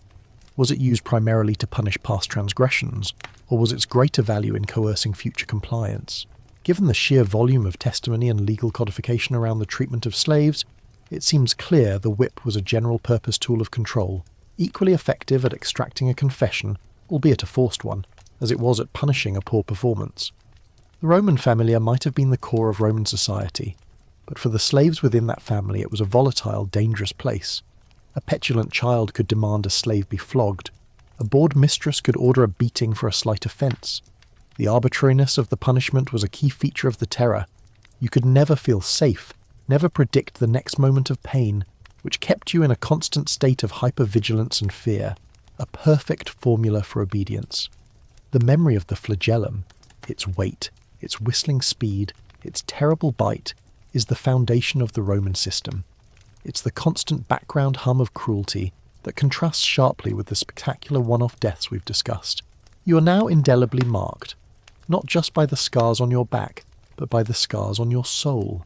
Having seen the instruments of labour and ownership, we now turn to the literal pits of Roman incarceration. If the whip was used to control the body in the open, the prison was where the state sought to isolate and utterly degrade the soul, away from the sun, away from society, in the deepest, coldest depths of the city. We move from the searing pain of the flagellum to the cold, suffocating despair of the Roman dungeon. We move now from the systemic, sunlit violence of the flagellum on the slave's back to the inverse, the dark, isolating reality of Roman incarceration. This is not about the speed of death, but the slow, psychological and physical degradation that occurred before judgment or execution. Roman prisons or carceres were not places of long-term rehabilitation.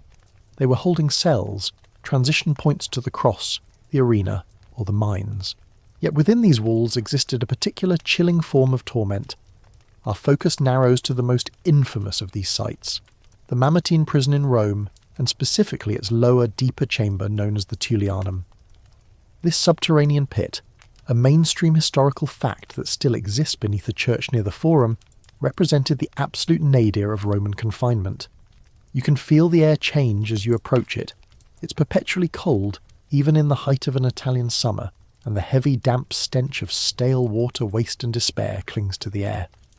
Imagine being lowered into the Tullianum. There was only one way in, a small circular hole in the ceiling of the upper chamber. You would be dropped, sometimes violently, into the darkness. The chamber itself was essentially a round, vaulted cistern, built centuries earlier, perhaps originally a subterranean spring or a silo. It was tiny, perhaps only 20 feet in diameter, and the ceiling was often low, forcing you to stoop. The complete and utter absence of light was the immediate terrifying reality. You are plunged into a world of absolute darkness, where your only orientation is the icy stone beneath your feet. The primary torment here was the cold and the damp. Water constantly seeped through the rock walls, creating a perpetual chill that sank into your bones, ensuring that no one ever felt truly warm, regardless of the season. You had no bedding, no heat, and the thin garments you wore offered no protection. This slow, bone-deep freezing was a form of passive torture, leading to hypothermia, rheumatism, and a pervasive, aching misery. This cold was intensified by the total lack of sanitation. The waste of the prisoners accumulated on the floor, mixing with the groundwater, creating a vile, fetid pool in which you were forced to live and sleep. The other profound torture was solitude and sensory deprivation. In its most infamous use for high-profile enemies of the state, like Jugurtha, the Numidian king, or Vercingetorix, the Gallic leader, both of whom met their ends here, they were often kept in isolation. The only sound was the drip of water, the occasional movement of the guard above, and the terrifying echo of your own thoughts. You remember the deliberate psychological breaking on the rack? The Tullianum achieved a similar result through isolation and physical decay, robbing you of your connection to the world above and forcing you inward into a spiralling sense of despair. Here's a quirky little tidbit about the Tullianum's original purpose. The name is often thought to derive from the Latin word Tullius, after King Servius Tullius. But some scholars suggest it comes from the Etruscan word tullus, meaning a jet of water, referring to a spring or well. This reinforces the grim reality of the constant, debilitating dampness that defined the prisoner's experience. You were literally dwelling in a well of despair. For many, the Tullianum was the antechamber of death. Major political enemies were held here only until their fate was decided, and then they were often executed within the chamber itself, frequently by strangulation, before their bodies were unceremoniously hauled out and thrown into the Tiber River. This was a final act of ultimate degradation, to be denied a proper burial, just like the parricide in the sack, ensuring your soul could find no rest. Historians still argue whether the extreme conditions of Roman prisons like the Tullianum were primarily a result of systemic neglect and poor ancient infrastructure, or whether they were deliberately maintained as a form of prejudgment punishment and psychological breaking. That's an open, scholarly debate phrase. Given the Roman capacity for engineering, it seems difficult to argue that improving sanitation and heating was truly beyond their means. The consensus leans toward the latter. The filth, the cold, and the darkness were integral, cheap components of the state's mechanism of control, ensuring that by the time you reached trial or execution, your spirit was already shattered. Let's find a moment for a joke, if a very bleak one. You could say that the Tullianum was the Roman state's most effective weight loss program. Constant cold, terrible rations, and an absolute guarantee of misery. It's a dark acknowledgement of the physical toll the place took. The carcer was the state's way of demonstrating that it could take you out of society completely, isolate you, and begin the process of consuming you long before the executioner took his final action. It was a space where the absolute authority of the Roman system, the one we introduced in Section 1, was manifest in the relentless, indifferent cold. Now, we emerge from the freezing depths of the dungeon to witness a terrifying spectacle of state violence that occurred in the full light of the sun, targeting the elite rather than the lowborn, proscription. This was a form of political terror where the ultimate torture was not physical, but legal and financial annihilation, turning friend against friend in a deadly hunt. We have emerged from the chilling, deathly cold of the Tullianum dungeon, leaving behind the suffering of the lowborn and the captive. We now turn our attention to a form of state-sanctioned cruelty that targeted the highest strata of Roman society, the wealthy, the powerful, and the politically active. This terror was known as proscription, and it was perhaps the most efficient, legally executed mass murder and asset stripping in Roman history, turning a man's entire legal and social existence into a lethal liability. The mainstream historical fact about proscription is its origin. It was first formalised and ruthlessly deployed during the civil wars of the late Roman Republic, most notoriously by Sulla, and later by the Second Triumvirate, Octavian, Antony, and Lepidus.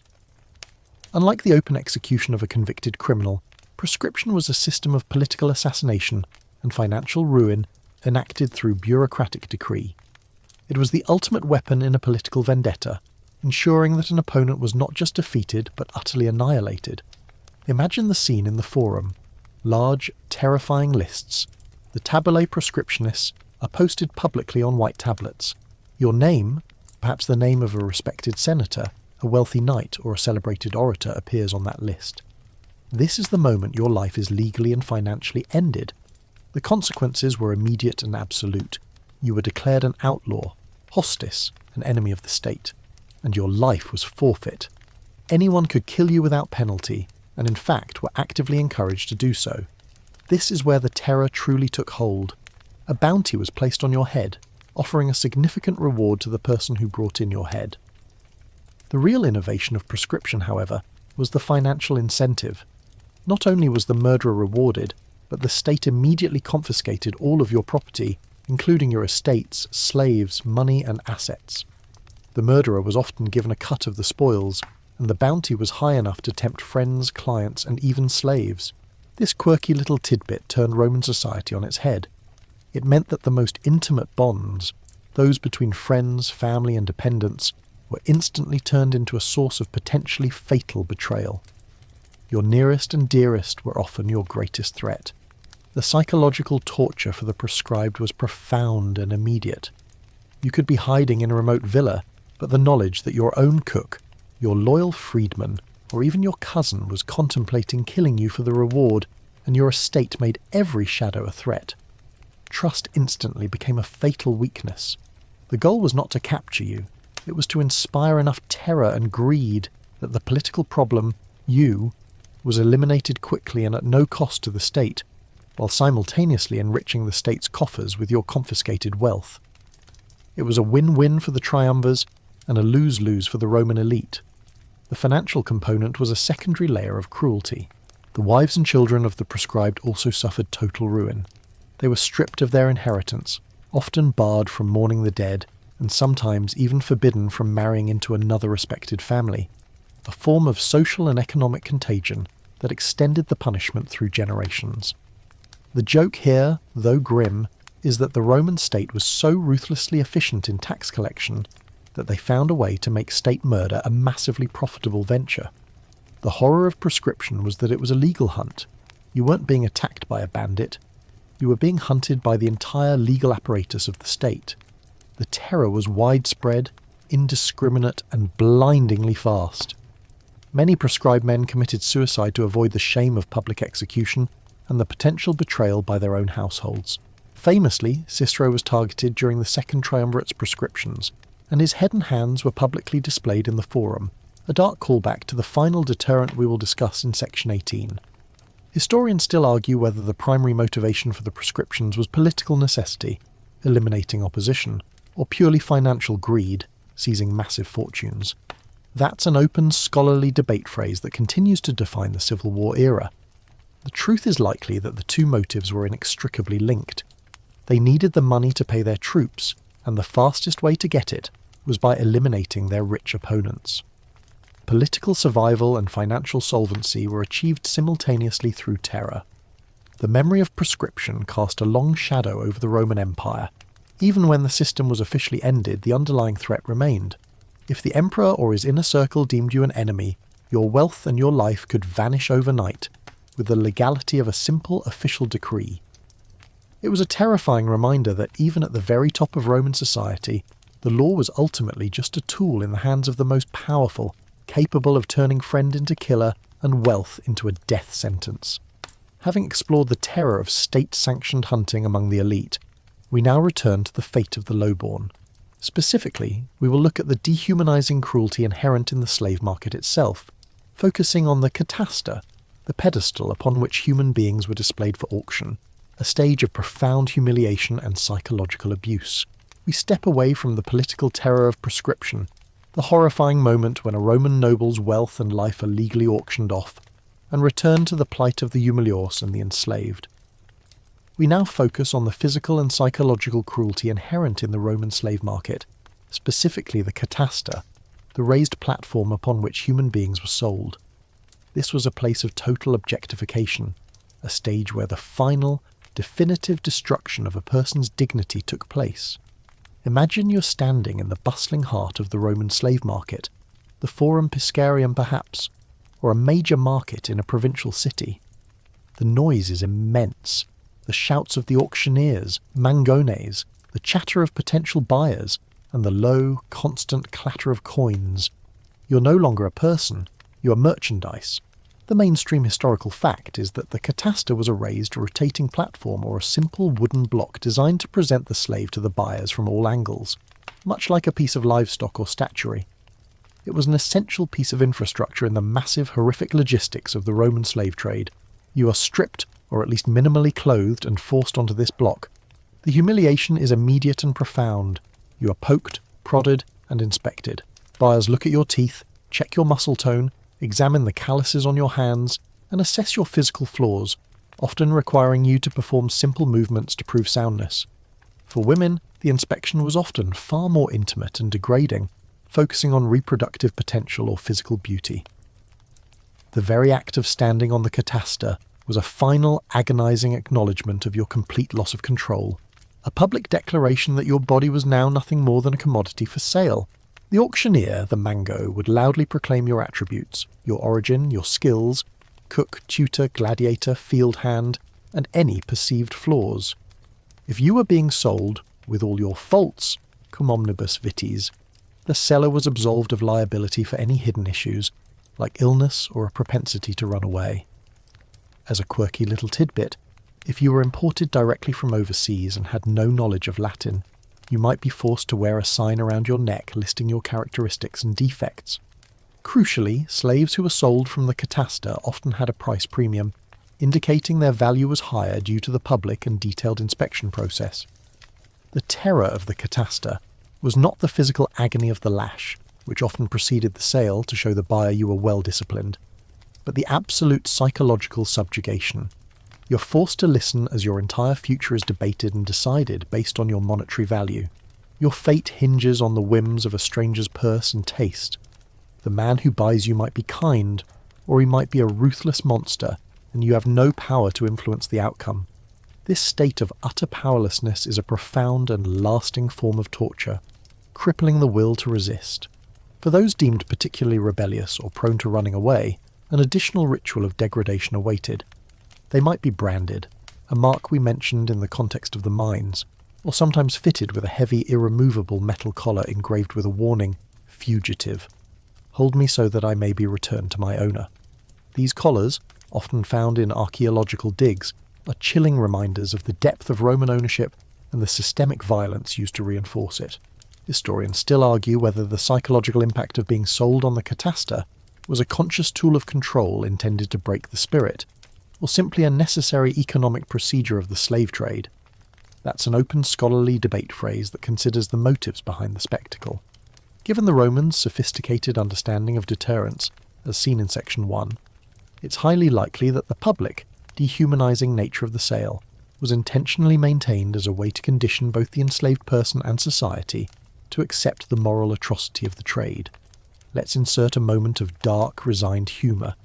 If you were a slave being sold, you might offer a silent prayer. "Please, just let me be bought by a gladiator school. At least there, I'll have a better chance of fighting than sitting in a rich man's garden listening to bad poetry." It's a bitter joke that reflects the brutal, limited choices facing the enslaved. The finality of the sale was the point of no return. Once the hammer fell, you were legally severed from your past life, your family and your meagre connections, destined for a new life of servitude under a new master who possessed the ius vitae nascisque over you. The catasta was the ultimate symbol of the transactional cruelty of Rome, a place where the humanity of millions was traded for the prosperity of the few. We leave the marketplace now, having witnessed the objectification of the body, and turn our gaze toward a form of staged execution that combined military spectacle with immense human cost and the element of water. We will see the ingenuity of Roman cruelty applied to mass theatrical slaughter, the mock naval battles known as the Naumachia. We have just left the auction block of the catasta, where the body was reduced to a public commodity, stripped of dignity and sold. We now pivot to an entirely different form of cruelty, one that combines the elements of military spectacle, echoing the collective punishments in the earlier sections, with the terror of drowning and mass casualty, the Naumachia, or mock naval battle. This was a massive, expensive and utterly depraved form of public entertainment, a watery arena for the condemned. The mainstream historical fact is that the Naumachia required the flooding of large spaces, either custom-built basins or famously temporary arenas like the flooded Campus Martius, or even the Colosseum itself. Imagine the logistical effort. Thousands of cubic meters of water, massive drainage systems, and the importation of specialized warships, all for a single-day performance. This demonstrates the immense resources the Roman state was willing to dedicate to cruelty and spectacle. The goal was to recreate famous naval engagements from history, pitting two fleets against each other. You, the condemned, are now designated a sailor or marine on one of these mock warships. Unlike the gladiators who fought for fame and potential freedom, the participants in the Naumachia were primarily noxi, criminals condemned to death, or sometimes prisoners of war. You have no hope of survival. Your sentence is death, and this watery performance is merely the means of execution. The crowd is enormous, gathered around the vast temporary lake, and the air is thick with anticipation. The sight of the ships, often triremes or biremes, adding a veneer of authenticity to the impending slaughter. The moment the battle commences, the horror is immediate. You're forced to fight your condemned counterparts on the opposing ships using real weapons. This is not a play, it is a massacre staged for entertainment. The sounds of clashing swords, shattering oars, and the screams of the dying echo across the water. Ships are rammed, set alight, or capsized. If you manage to survive the fighting on deck, you face the second, terrifying component of this execution, the water. You remember the chilling symbolism of water used in the Poena Culae, Section 7, where the parricide was drowned in the sack. Here, the entire stage is aqueous. If your ship sinks, or if you're pushed overboard, you face a terrifying death by drowning amid the chaos, the wreckage, and the bodies of the slain. The waters would quickly turn red, churned by the desperate flailing of hundreds of dying men. Escape is impossible, as the entire area is secured by Roman guards to ensure every condemned man meets his predetermined end. Here's a quirky little tidbit that underscores the scale of this cruelty. The largest recorded naumachia, staged by Emperor Claudius on the Fucine Lake, involved 19,000 men and nearly 50 ships. The sheer scale of human life intentionally expended for a single day's entertainment is staggering, revealing an almost incomprehensible indifference to human life, provided that life was deemed noxious, harmful by the state. The logistical joke, if we can call it that, is that the Roman organisers were likely more concerned with the structural integrity of the temporary dams holding the water than they were with the survival rate of the men fighting within them. The naumachia was a form of hyperspectacle, combining the thrill of mass conflict with the finality of capital punishment. It served a similar purpose to the damnatio ad bestias, Section 3, distraction and entertainment, but on a level that further glorified Roman military power, even if only through a staged reenactment. The message was clear. Roman arms, even in jest, are lethal, and Roman power is absolute. Historians still argue whether the famous cry "Hail Emperor, those who are about to die salute you" originated universally with the gladiators, or was specifically associated with the doomed participants of the naumachia. That's an open, scholarly debate phrase often found in the discussion of Roman spectacle. While its historical certainty is debated, the phrase perfectly captures the spirit of these doomed men, forced to acknowledge the sovereign who had condemned them to a watery grave for the amusement of the masses. The naumachia wasn't the only use of water in Roman cruelty, though it was the grandest. Earlier forms of execution sometimes involved a simple, less spectacular drowning for specific minor crimes, demonstrating that the element was a versatile tool of state terror, useful both for grand spectacle and simple, unceremonious elimination. You have survived the sinking ship, the flailing bodies, and the choking water. Your life, however, is not yet over, and the next form of Roman cruelty we examine is not about killing the body, but about inflicting crippling, visible disgrace and physical burden upon those who failed the legion. We return to the military sphere, where shame and exhaustion are weaponized as forms of agonizing control. The law's cold indifference is about to be replaced by the constant, grinding torment of humiliation and physical load. We've emerged from the chilling, bloody waters of the naumachia, having witnessed mass execution disguised as spectacle.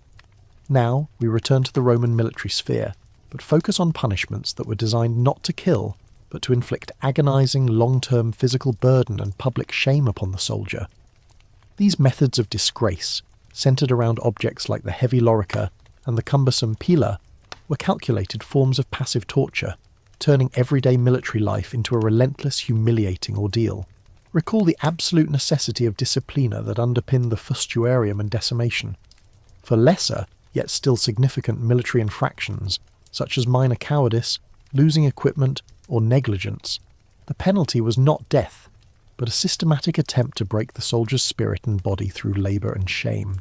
This mainstream historical fact highlights a crucial nuance in Roman cruelty. If a soldier was still deemed salvageable, the state preferred to use pain and degradation to reform him, rather than execute him outright.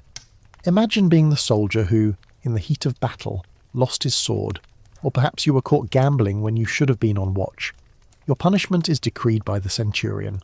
You're stripped of your standard, well-fitted armour, and instead you're forced to wear a deliberately ill-fitting, excessively heavy lorica or breastplate. This was not the light, articulated lorica segmentata you might be used to. It was a rough, often oversized and unpolished piece of heavy armour, perhaps intentionally weighted with lead. You're forced to wear this cumbersome lorica not just during drills, but often for hours on end, even in the heat of the midday sun. The weight is enormous, crushing your shoulders and spine, leading to muscle spasms and chronic aching fatigue. The joke here, dark as it is that the Roman army was so efficient they even weaponized their own surplus equipment, turning a piece of defensive gear into an instrument of prolonged aching torture. You trudge, remember the second-person narrative, across the parade ground, unable to keep pace with your comrades, every step an agony, while the ill-fitting metal chafes your skin raw beneath the straps. Coupled with the agonizing lorica, you might be ordered to carry an extra pila, the heavy Roman javelin, or perhaps even a cluster of them, throughout the day's march or work detail. The pila was already a crucial heavy piece of equipment, but carrying an excessive, unnecessary burden turned a routine military task into a relentless punishment. Your arms ache, your gait is slowed, and the weight constantly presses down on your already strained body. This was designed not merely to cause pain, but to make you a public spectacle of failure. You become a visible warning to everyone else in the cohort. Your slow pace, your sweat-soaked, pained face, and the ridiculous, cumbersome weight you carry are constant, silent messages to your comrades. Do not fail. The psychological component of this disgrace was as effective as the physical pain. You were not allowed to interact normally.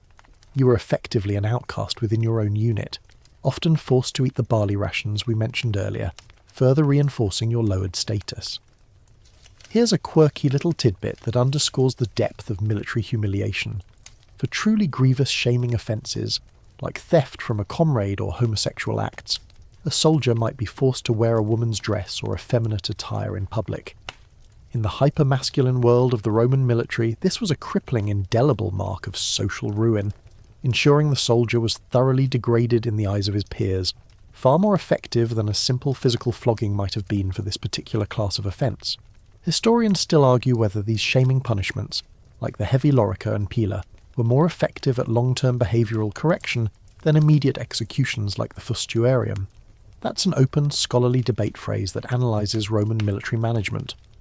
While death offered finality, these physical and psychological burdens offered the possibility of redemption through future, valorous service, but only after a prolonged period of public suffering and abject humiliation. The goal was to rebuild the soldier from a base of total disgrace. The cold indifference of the Roman system, the one that decided the fate of the slaves on the cataster, here manifested as an unwavering bureaucratic commitment to extracting its due from the soldier's body and pride. They needed you alive, but they needed you broken and obedient more. The punishment was not only the weight you carried, but the weight of shame that attached itself to every strained breath. You eventually reached the end of your punishment tour. You have carried the weight, worn the disgrace, and survived the internal torment. Now you've witnessed the full spectrum of Roman cruelty, from the law's cold decree to the intimate agony of the rack and the vast spectacle of the arena. This journey through pain was managed by a specific class of official, an individual whose trade was essential to the state, yet who was universally despised. We must now turn to the man whose hands carried out these gruesome sentences, the executioner, the carnifex. We've journeyed through the entire gruesome catalogue of Roman state cruelty, from the law's cold decree to the physical shame of the heavy lorica. Now we must turn our attention to the man who stood at the centre of all this suffering, the agent of the state's violence, the executioner, known in Roman law and society as the carnifex. This individual occupied a deeply paradoxical position. He was absolutely essential to the maintenance of the Pax Romana, the entire system of deterrence. Yet he was universally despised, an untouchable pariah. The mainstream historical fact is that the carnifex was more than just a man who carried out executions. He was often the official who oversaw the most degrading and severe non-citizen punishments, including the preliminary scourging before crucifixion, the administration of the rack, aculeus, and often the final fatal act itself, whether by strangulation in the Tullianum or beheading for the honestiores.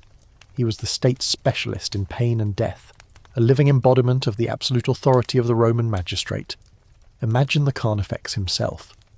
He was often an imposing, grim figure, recognizable by his tools, his demeanour, and the blood that no amount of washing could entirely remove from his person or his clothing. His official role was centred at the Cistercium in Rome, a specific area often located outside the city walls or near the execution grounds, reinforcing his exclusion from respectable civic life. The sheer necessity of his function was matched only by the disgust he provoked. No reputable citizen would willingly associate with him. You would not invite him to dinner. You would not buy goods from the same stall as him in the market. This social exclusion was a quirky little tidbit of Roman society.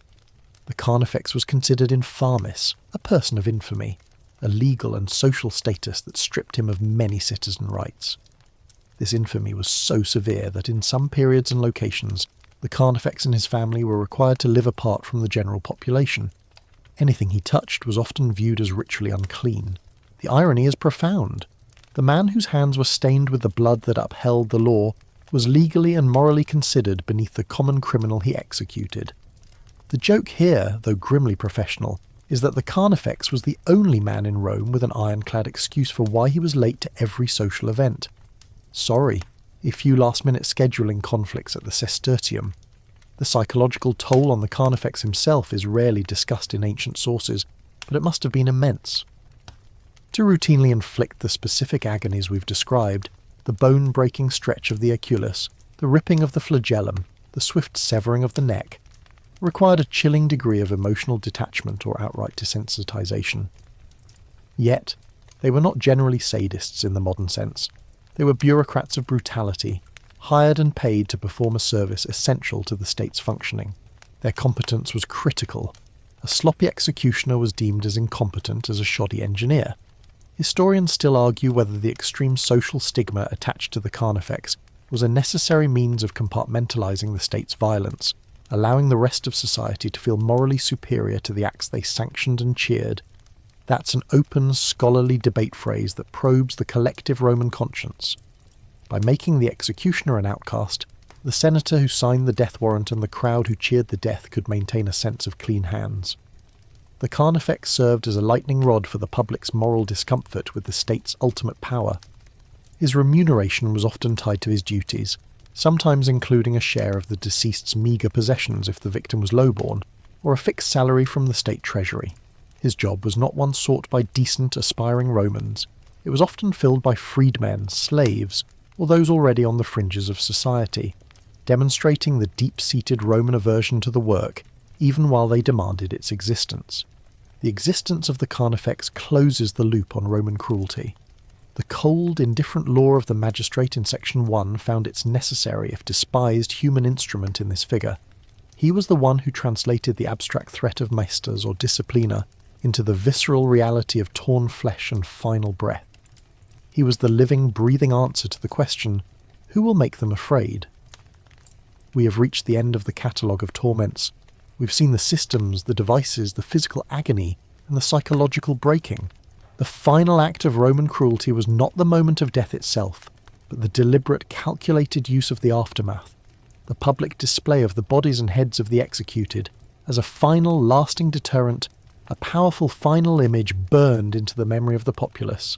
The ultimate power of the state was not just the power to kill you, but the power to control your image and memory after death. We've tracked the shadow of Roman law, witnessed the agony inflicted by the Carnifex, and survived every instrument of pain from the rack to the heavy lorica. We now come to the final, terrifying punctuation mark of Roman cruelty, the deliberate, calculated practice of publicly displaying the bodies or heads of the executed. This act was the ultimate advertisement of state power, a final, lasting deterrent that extended the punishment beyond death and controlled the memory of the condemned. The mainstream historical fact is that once the execution was complete, whether by the quick stroke of the axe for a citizen, the slow, visible decay of crucifixion, or the internal murder in the Tullianum, the body was rarely disposed of quickly or quietly. Instead, it became a piece of macabre state property.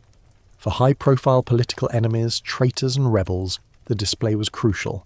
The head, a recognizable symbol of the individual and their treason, was often severed and mounted on a pike or publicly displayed in a prominent location, most famously the rostra in the Roman Forum. Imagine walking into the heart of Roman civic life, the centre of commerce, law, and politics, and seeing the decaying recognizable head of a powerful senator, a renowned orator, or a notorious rebel leader staring blankly down at the crowds. This sight, often left for days or even weeks, was a terrifying, visceral reminder of the stakes of political opposition. It was designed to stifle dissent not through fear of punishment, but through the horror of post-mortem humiliation and the absolute denial of dignity. You remember the fear inspired by the prescription lists? This was the physical, final proof that the state always won. For those executed by crucifixion, the display was built into the punishment itself, as the bodies were left hanging on the roadside, exposed to the elements and to scavengers, until they decomposed or were removed by officials. Even for those killed in the arena, the bodies were often dragged out by the palictors, undertakers of the dead, with hooks, an unceremonious, degrading spectacle that further signalled the condemned person's utter lack of worth. The body was literally trash, fit only for the Tiber or a common burial pit. The practice of publicly displaying the heads was a deliberate act of psychological warfare against the populace. It was a clear, unambiguous message. The person who once spoke, planned, or commanded is now silent, defeated, and subject to the ravages of decay. This control over the body after death was perhaps the deepest violation of Roman cultural norms, which placed immense importance on proper burial rites to ensure peace for the soul. By denying this, the state was effectively condemning the soul to eternal wandering, an extra layer of spiritual cruelty.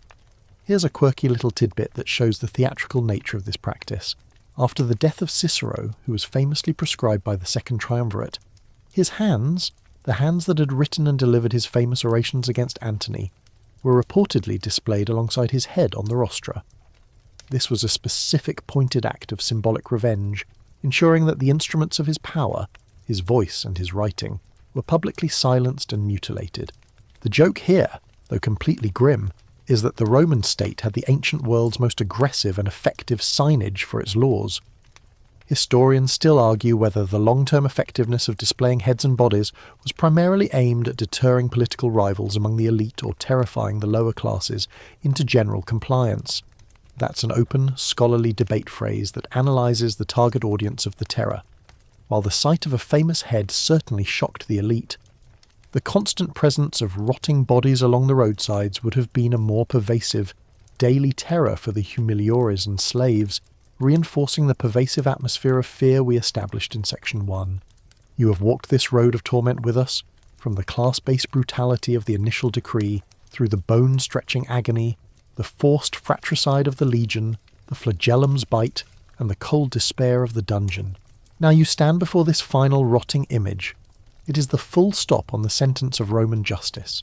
The state has used every tool available, law, engineering, spectacle, and peer pressure, to ensure that not only do you suffer immensely, but that your suffering serves a lasting, terrifying purpose. The law's indifference is now the cold indifference of the decaying stone upon which your head rests. The journey ends here, at the foot of the pike.